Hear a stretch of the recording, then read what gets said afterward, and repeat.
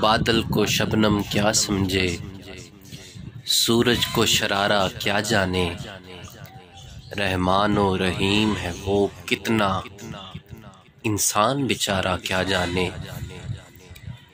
بادل کو شبنم کیا سمجھے، سورج کو شرارہ کیا جانے، رحمان و رحیم ہے وہ کتنا، انسان بیچارہ کیا جانے۔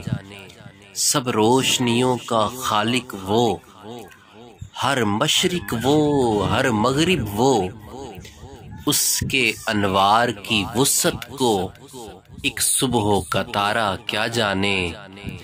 رحمان و رحیم ہے وہ کتنا، انسان بیچارہ کیا جانے۔ اور جو اس سے محبت کرتا ہے، جو اس کی عبادت کرتا ہے، جو اس سے محبت کرتا ہے، جو اس کی عبادت کرتا ہے، اور جو اس سے تجارت کرتا ہے، نقصان خسارہ کیا جانے۔